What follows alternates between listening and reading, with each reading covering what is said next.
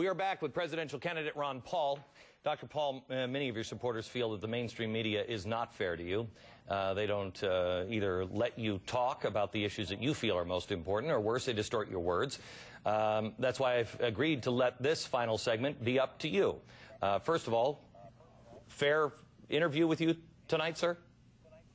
Yes, very much so, and I got a much better interview than I've gotten from some other interviewers on other stations, so I am pleased with that. You allowed me to answer the questions. Okay. I want to give you the final word here. You got about 2 minutes. Is there anything that we didn't cover that you think is important, that you feel is essential, or something you want to go back and correct?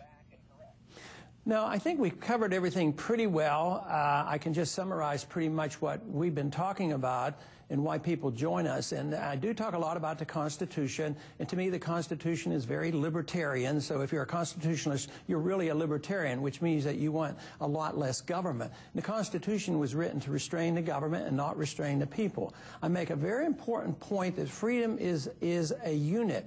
But about 100 years ago or so, for some reason, our country divided it into two pieces, personal liberty and economic liberty, and it should be all one thing. If you have a right to your life and a right to your liberty, you have a right to lead your lifestyle as you choose. But you also have a right to the fruits of your labor, and that's why I'm so opposed to the income tax. You should have control of your economic life as well.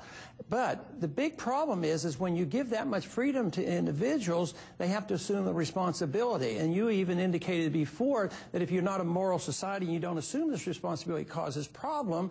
And Benjamin Franklin warned us about that. We have to assume responsibility for ourselves.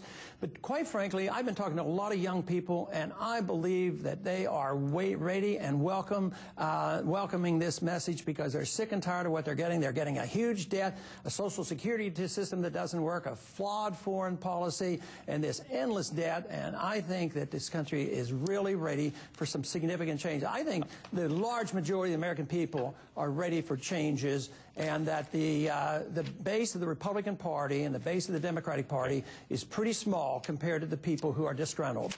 Dr. Paul, thank you very much. America, good night. Thank you.